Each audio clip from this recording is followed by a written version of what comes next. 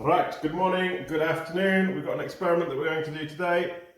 You need a fizzy pop can or a beer can or any sort of thin aluminium can will do. Some icy cold water, probably needs to be a little bit deeper than that. We'll add a little bit more, makes it easier. There's ice in there to make it nice and cold. We've got a gas burner.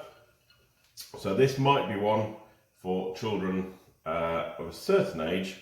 Definitely to have adult supervision, because we don't really want you burning yourself. So this is all about heat and pressure. Get our can, there's a little bit of water in there. Going to place it over there, it'll work on gas or electric. So that's getting hot.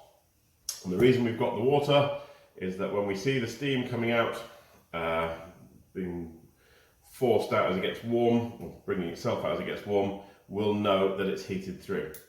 So while we're waiting for that to happen, the reason all this is going to work, the gas particles in there are going to gain energy by being in the can. They're going to gain the heat, they're going to move around more, they're going to want to spread out, and if we had a sealed lid at that point, it would bulge and possibly explode, but there's a gap.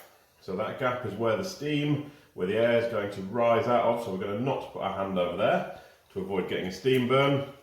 And as that gets hotter, more and more of the gas will leave the can coming out the top.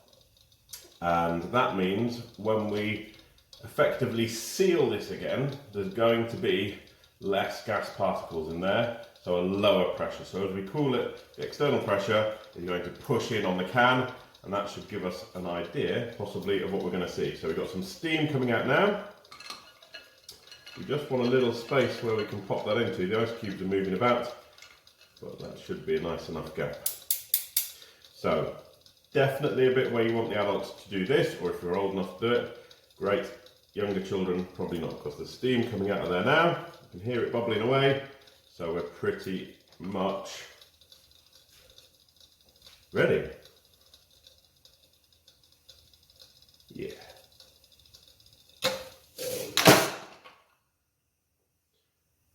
And there you go.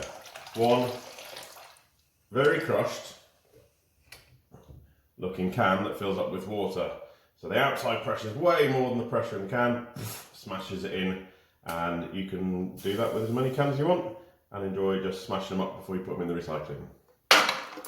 There you go.